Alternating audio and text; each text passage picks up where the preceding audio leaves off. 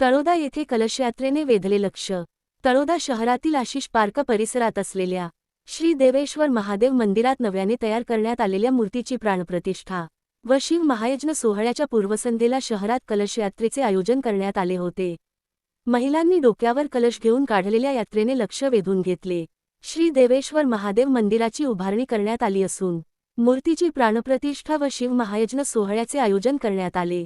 18 जानेवारी रोजी सायंकाळी कलशयात्रा काढण्यात आली।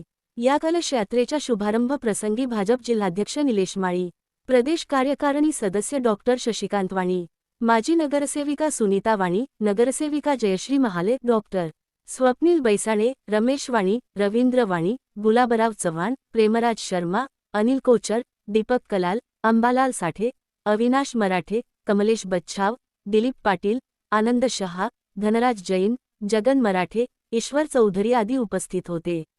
या कलश यात्रेत मोठ्या संख्येने महिलांनी डोक्यावर कलश घेऊन सहभाग घेतला। भक्तिमय गीत गात महिलांनी कलश यात्रेत उत्साहाचे वातावरण निर्माण केले। मंगलवाद्यांच्या तालासुरात निघालेल्या या यात्रेच्या बिरसा मुंडा पुतळ्याला वळसा घालून मंदिर प्राणप्रतिष्ठा ठिकाणी समारोप करण्यात आला। गुरुवार 19 फेब्रुवारी रोजी सकाळी 8:08 वाजता गणेश पूजन, मातृका पूजन व मंडप स्थापना होईल। दुपारी 12 वाजता मूर्ती संस्कार, सायंकाळी 6:06 वाजता धान्याधिवास आणि रात्री 7 वाजता महाआरती होणार आहे। फाल्गुन शुद्ध 3 शुक्रवार 20 फेब्रुवारी रोजी सकाळी 11:30 वाजता मूर्ती स्थापना सोहळा पार पडणार असून दुपारी 12 वाजता महाप्रसाद व भंडाऱ्याचे आयोजन करण्यात आले आहे। या कार्यक्रमासाठी मोठ्या संख्येने शिवभक्त उपस्थित राहणार आहेत।